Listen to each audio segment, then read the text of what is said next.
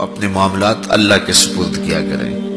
لیکن ان سب کے باوجود اگر مشکلات آ جاتی ہیں تو کوئی بات نہیں، مشکلیں آزمائشیں یہ اللہ کی طرف سے نبیوں کو آئی ہیں۔ حضرت امام رازی نے لکھا ہے کہ مکے سے لے کر طائف تک 70 ایسے نبیوں کی قبریں ہیں جن کی وفات صرف بھوک کی وجہ سے ہوئی۔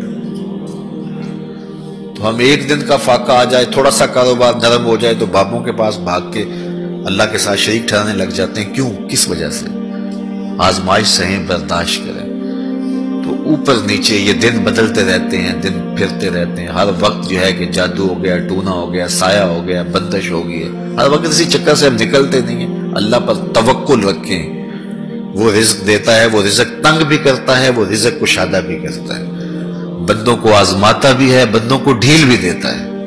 اس کی ڈھیل سے بھی ڈریں اور اس کی آزمائش میں بھی پورا اترنے کی کوشش کریں اور اسی کے حضور دامن پھیلائیں۔ جب مشکلیں آ جائیں تو مصلح بچھا لیں، گھر کے بچوں کو بھی کہیں کہ یہ مشکل آ گئی ہے، لگتا ہے اللہ ناراض ہو گیا، چلو مصلح بچھاؤ۔ اگر بیٹیاں بھی نماز پڑھ رہی ہوں، نوافل ادا کر کے رب کے حضور دعا مانگ رہی ہوں، بیٹے بھی دعا مانگ رہے ہوں، چھوٹے چھوٹے بچے بھی دعا مانگ رہے ہوں، تو کیا اللہ خالی موڑ دے گا؟ تو زیادہ سے زیادہ نیک مجالس کے اندر شامل ہو جائیں۔ تو بالخصوص میں اپنے پیر بھائیوں کو پابند کرتا ہوں کہ آپ اپنے گھروں میں بھی پابند کریں، کسی بابے کے پاس نہ جائیں۔ یہ بڑے گندے لوگ ہیں، یہ سامنے اب چیزیں آ رہی ہیں، بڑے گندے اور غلیظ قسم کے لوگ ہیں، ان کی نظروں میں غلاظت بھری ہوئی ہے، اور جو ہے وہ لوگوں کے ہجوم سے کبھی متاثر نہ ہوں کہ فلاں وہاں سے اتنے لوگ جا رہے ہیں۔ لا یصیر الباطل حقا بکثرت المتمسکین بہ، اگر کسی جھوٹ کے ساتھ، کسی باطل کے ساتھ زیادہ لوگ وابستہ ہو جائیں تو اس وابستگی سے باطل حق نہیں ہو جاتا۔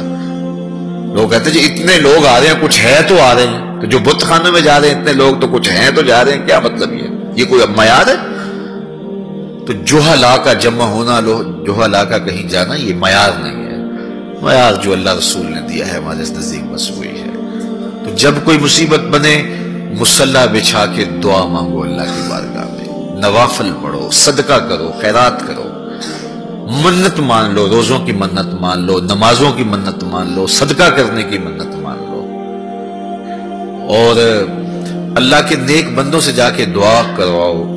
غریبوں میں آپ رزق بانٹو، اس سے برکت ہوگی، اس سے پریشانیاں دور ہوں گی۔ رزق کم ہو گیا ہے تو غریبوں کو دو، لگتا ہے غریبوں کو دو گے تو اور کم ہوگا، نہیں، جب دو گے تو اللہ کے سچے وعدے آپ کو نصیب ہوں گے اور آپ کو برکتیں نصیب ہوگی، اس کے راہ میں دینے سے کم نہیں ہوتا ہے۔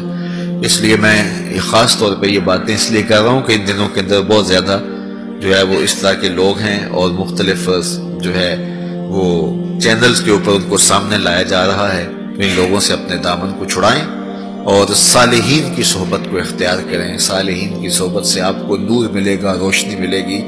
آزمائش ٹل جاتی ہے تو پھر بھی، ورنہ اس میں استقامت کی توفیق مانگیں، چونکہ جو بلا پر صبر کرتا ہے اسے بھی اجر دیا جائے گا۔